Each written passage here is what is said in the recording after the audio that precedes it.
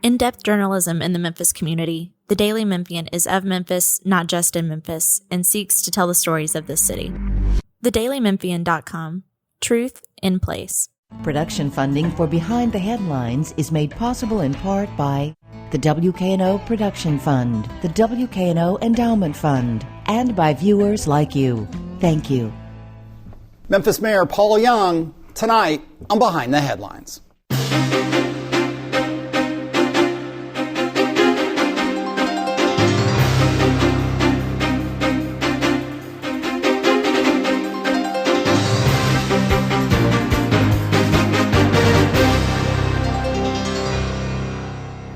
I'm Eric Barnes with the Daily Memphian. Thanks for joining us. I am joined tonight by Memphis Mayor Paul Young. Thanks for being here again. Thank you for having me. Along with Bill Dries, reporter with the Daily Memphian. We'll start, we got lots of things to talk about today, but let's start with the No Kings rally that happened last weekend, a set of rallies across the country, and the one here, I think anybody watching this show knows, that ended with an incident with MPD pepper spray of some of the people there. The police officers involved have been put on leave. Right. What is the status of that how will that investigation operate? And then Bill was there, and I'll turn to him. Well, anytime there's a use of force incident, it's something that MPD does. They do these internal investigations, and we're doing that right now. The officers are on administrative leave while it takes place. I do think it's important to look at the whole picture of what transpired during the day. There was an event in the park that took place without a hitch. It wasn't until the march that things started to go awry. And you go back and you look at the actual permit that was filed. It was filed for 250 people to be in the park. It specifically said there was no march. But when the event took place, they decided to go march. They went down Beale, which the officers allowed since Beale is already closed. When they got down to Beale and Second, instead of turning around and going back to the park, they actually took a left on Second, and that's when things got a little more dicey. And it's because the officers had to deal with traffic. And when you think about the safety of not just the officers, but of the protesters and the participants in the march, it's important for the officers to be able to get them out of the right-of-way. It's for their safety. I mean, we've seen instances across the country where someone that may have ill intent drives through the middle of a protest. And so it was for their safety. And I hate that it turned into what it turned into, but we'll certainly look at the use of force incident and come to a conclusion on what needs to happen on that front. To Bill. And Bill, you were there. Yeah. Mayor, the fact that this happened, the pepper spray came out and was used as the march was ending, does that seem unusual to you? I mean, I honestly don't know the protocols for use of force and when you escalate, and so that's the whole purpose of the investigation. And so I'm going to let the investigation unfold before I give any commentary on any of the actions. All right. Is this a police internal investigation, or is it broader? It is. It is being conducted by Internal Affairs, which, as you know, is a separate entity within MPD and a whole different building and things of that nature. And so they will conduct the investigation and they will present the findings. Talk a little bit about the balance of, as you said, dealing with traffic and people expressing their views on something, because the rules for a march, as I understand it, if a march happens within a certain time span of some event that the march is a reaction to, then there doesn't have to be a permit for it. Yeah, I will just say the purpose of the permit is so that we can ensure that things for the event happen in a safe manner. If the permit would have been filed and stated that they wanted to do a march going down those corridors, it would have given our team an opportunity to respond, look at the schedule of events and things that are taking place at the same time. They would have selected a different route, a different location, and ensured that things happened in a safe and orderly manner. And so that's the whole purpose of getting a permit completed. Mm-hmm. How many officers are on administrative leave? There are 4 officers that are on administrative leave. Okay.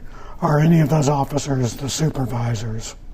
I'm not sure of their specific roles, but I know that there are 4 officers that are on administrative leaves. Okay. Let's stay with police and crime. We had President Donald Trump was in town, I guess it was a week plus ago, and touting, the successes of the Memphis Safe Task Force, the federal intervention.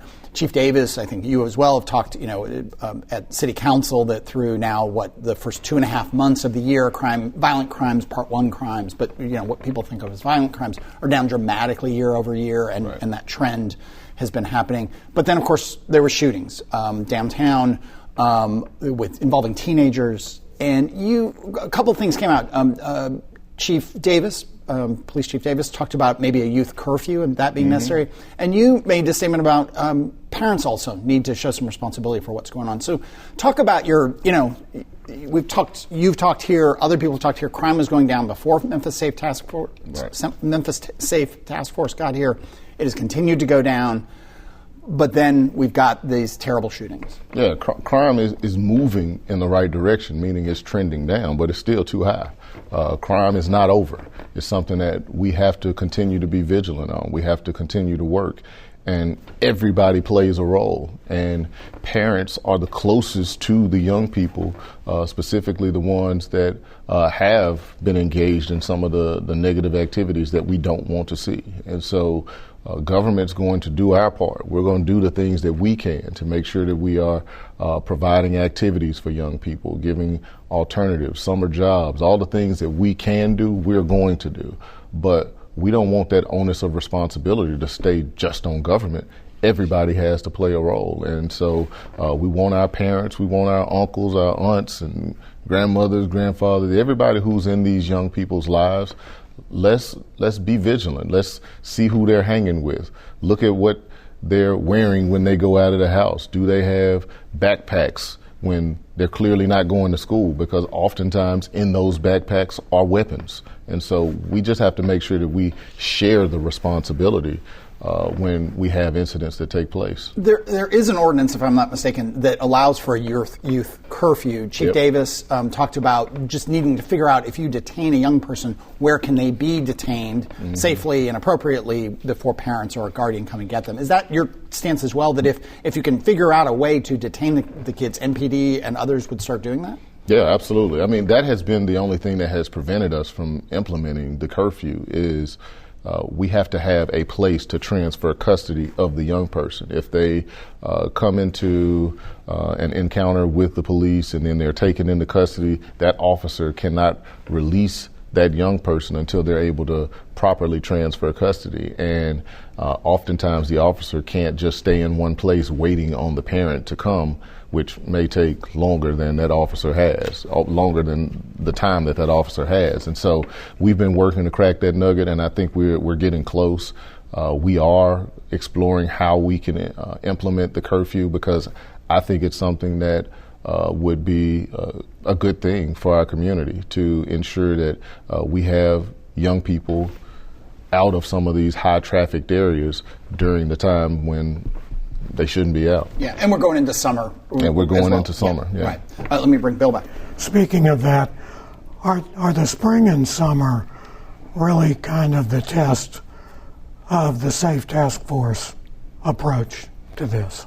Yeah, I don't know if I call it a test, but it's definitely something that every year, as the temperatures heat up, you start to see more activity. And when the task force started, it was during October, and things were already trending down. And so we start to see this uptick in activity when things heat up. And this is not just a Memphis thing. This is all over the country. I'm talking to mayors from all over the country that are having similar challenges. And we have to make sure that we are continuing to be vigilant. I just left, even right before I came here, our weekly shooting review with MPD, where we have every precinct in the room talking about every fatal and non-fatal shooting that took place the week before. And the teams are in there connecting the dots, figuring out which crews are beefing with each other and where the shootings might stem from. And is that type of intentional strategy, which we've been doing for a while now, that intentional strategy that has allowed us to drive crime down. And we're going to continue to use strategies like that to make sure that we are specific around who we need to be going after and making sure that we are minimizing the level of violence in our community. Right. And that's the violence intervention program. And we will have a piece coming up this weekend by Sam Hardiman about that, what's going on with that. It's deeply tied to our violence prevention efforts. Right. On the other hand, crime has been dropping in the city for the last 2 years. So something was working last spring and summer, right? Right. I mean, it's this strategy that I'm talking about. Last spring, you may remember we had an initiative called Rolling Thunder, and this is where we, within MPD, we identified a number of the groups that were the center of a lot of the shootings that we were seeing. We saw the same kind of uptick last year once it warmed up, and so we did that Rolling Thunder initiative and tried to really penetrate some of those groups that were creating a lot of the violence in the community, and it reaped benefits. And so we're looking at doing the same thing right now. All right. We'll stay with crime for a bit and the Memphis Safe Task Force. It's interesting. I've been traveling some at conferences around news and a lot of news about how to cover the Trump administration and ICE interventions around the country. I was with some folks from Minneapolis, which actually had really very aggressive intervention of CPB and ICE. Some folks from Chicago and so on. And a lot of people, it's interesting. Kind of, we've been off the map a little bit in Memphis in terms of that intervention. And I tell people that most of the politicians I've talked to in Memphis locally, most of whom are Democrats, have supported this intervention. And sometimes surprises people, except for the ICE part. That has been the more controversial part. Right. And you've been in that camp, right? That you didn't really want this. You certainly welcomed, I think, the U.S. Marshals, some of the other groups that MPD and the city have worked with for many years. But ICE was going to come. It's still unclear to me, and I had lots of people ask me about this and ask about our coverage of how much coordination there is or isn't between MPD and the police department and ICE. Right. What is your take on what you want to happen, but what is happening in terms of coordination or side-by-side work? Exactly what is happening, because I've had this conversation numerous times, and it continues to be misconstrued. The way the Memphis Safe Task Force is structured, you have teams of 4 or 5 federal agents, and they can be from any one of the federal agency. So you may have someone from HSI, Homeland Security's, FBI, ATF, U.S. Marshals, DEA. Those 5 individuals go out on a team with either an MPD officer or a Tennessee Highway Patrol officer. When they're with Tennessee Highway Patrol, traditionally, they simply do traffic stops. Traffic stops is where you've seen a lot of the ICE activity because that's when they identify someone that doesn't have proper documentation, and that's when it happens. When they're with MPD, they are responding to routine calls or focused on any one of our internal task forces. So that's organized crime, multi-agency gang unit, our fugitive warrant squad. So the irony is that when they're with MPD, they are not focusing on immigration. They're focusing on the things that we need to address violent crime. That's why you may see someone that has ICE on their chest that's with an MPD officer, but they're not focusing on immigration at that point in time. That is what the collaboration or partnership has been. And so when people have been misconstruing that and saying that, yes, MPD is partnering with ICE, it's on those task force teams where they are focused on things other than immigration. You've talked about how you've worked to, and I'm putting words in your mouth, worked to make sure that MPD, that you didn't want ICE rounding up undocumented immigrants and so on. In what form does that take behind the scenes? You've said that publicly many, many times, but is that you getting on the phone with federal officials, with elected officials? Yeah. How does that, you can't stop them, right, No, as can't mayor, stop them. But will they listen? Yeah, nobody in America can stop them. I mean, the president can stop them, but no mayor can stop them from doing their federal duty. Yeah. They have jurisdiction anywhere in the U.S. of A. And so the way that I have worked to minimize it is to keep those teams focused on the things that are non-immigration related. Instead of MPD focusing on traffic stops, which is where we've seen a lot of that happen, they focused on their routine responses to criminal acts and things of that nature, and they focus on the warrants and those other special units that I just talked about. We'll go back to Bill, but I'll note, we have Mike Donovan, the U.S. Attorney for the West Tennessee, coming on. I think it's next week or the week after. We'll talk about some of these things with him. And I just want to also add, if you look at, I think when it's all said and done, and you look at the level of immigration arrests that have taken place in Memphis compared to other cities in the U.S., that ours are going to be low. Other cities that have had operations in their communities, ours have been lower because of the way that we've been able to redirect their focus towards the thing that truly is an issue for Memphians, which is violent crime. Across the board, Memphians want to see violent crime reduced, and that's what we try to put our focus on. But are there still, but are there still too many undocumented immigrants being rounded up and taken to anyone is too many, in my opinion.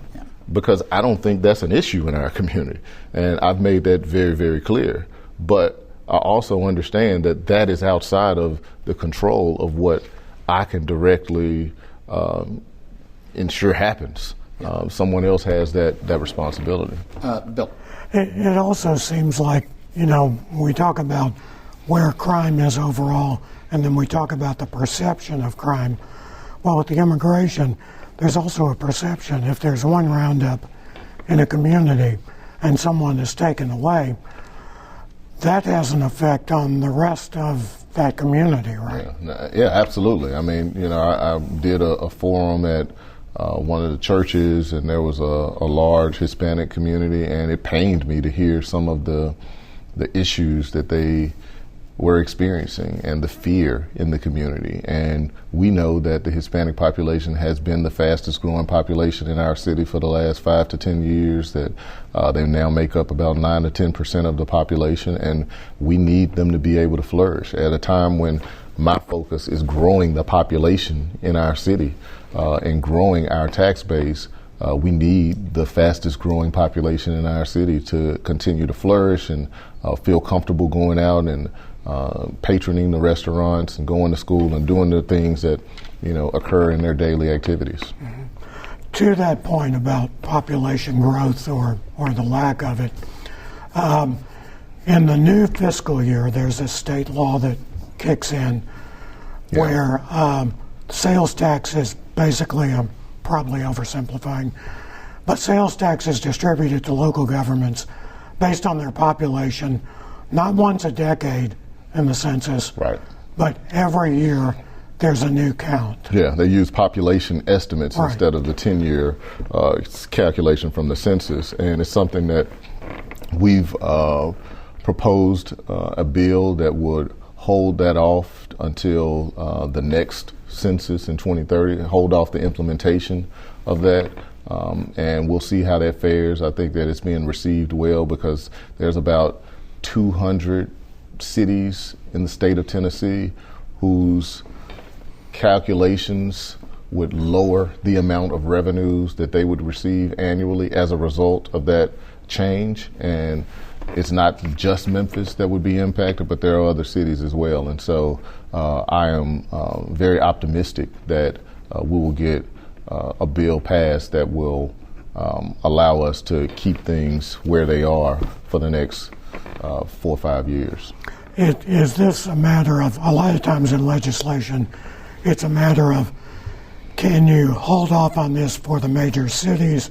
Is this across the board? Or I mean, what we're proposing is across the board. Obviously, the legislature will evaluate it when they hear it, and they'll make the determination that they need. But I think that it actually has greater ramifications for some of the smaller municipalities whose budgets are much smaller than ours. And so those revenues that come from the state mean a lot more to their budget. It still means a lot to us as well, but in terms of the percentage of their budget. So it's going to apply across the board what we are proposing. Right. One of the ways that they're going to count population on an annual basis is by housing units. Mm-hmm. And of course, you have a goal of 10,000 new or renovated housing units by the year 2030. Right. So that could provide some relief. That wasn't your motivation. Yeah, well, it is kind of our motivation. I mean, okay. I want to make sure that our population is trending up and not down. If you look at population estimates from 2000 and 2010, we were around 650,000 within the city of Memphis. By the time we get to where we are today, we're at 615,000. So that's a loss of 35,000 people. And that's not the trend that we want to see in our community. But thankfully, we have a lot of opportunity for growth. We have vacant school buildings. We have housing units that are in a state of disrepair. We have vacant lots. There are spaces in our community where housing can be built. We just need to be intentional about doing the things that allow that housing to get built. So that means looking at our incentives, looking at how we make land available to developers, looking at how we work across municipal jurisdictions, not just thinking about the city, but we're thinking about the city, county, schools, MLGW, the whole spectrum of where land exists and how we can turn that into tax-producing land, housing units for our community that desperately need them. We've got about 5 minutes left in show. We do have a show about with some of the folks you're working with about expanding this housing. We've done other shows in the past. That show's coming up next week or in the next couple of weeks, so be watching for that. One area where there is some growth, pretty significant growth, is XAI, the assessment of the value of its two facilities here in Memphis, Shelby County. That'll mean about $25 to $27 million in new tax revenue to Memphis, about the same amount to the county, so Correct. Over $50 million. You've met with a lot of support, especially from the business community, a lot of resistance and some heated conversations and gatherings about the XAI facilities and the use of the gas turbines. Do you feel like this was your argument, right? That this was the reason to do this because we as a city, I think you said, we need this new tax revenue, and it's come through. Yeah, I mean, you have to be intentional about what you need as a city. And I just talked about the population loss that we've seen. Think about what that means for our tax base. That means we've had a stagnant tax base as expenses have gone up, which creates bigger gaps in the budget. And so when I go into communities and they're asking me about how I'm going to fill more potholes, how am I going to create more opportunities at our community centers and parks and create new programming for our young people and fix up vacant, dilapidated buildings and demolished structures. All of those things happen because of tax revenue. And so when it comes to XAI, what we wanted to do was make sure that we were making strategic decisions. Let's mitigate the bad. Let's ensure that we are getting a facility that is not going to take up all of our water. So now they're building a $100 million gray water facility that's going to allow not only their facility to not use the aquifer, but the TVA facility across the street that uses 6 million gallons a day is now going to be off the aquifer and using gray water. They're also able to help us capitalize a community benefit ordinance where we're going to be able to take 25% of those revenues from the city and put them into the 5-mile radius around both facilities and make the investments needed there. And so my goal was to make sure it turns into a win, and I believe that we have done that. And last year we had $25 million between the city and county, and it was the second largest tax-paying property in Shelby County. This upcoming year, it'll be $54 million.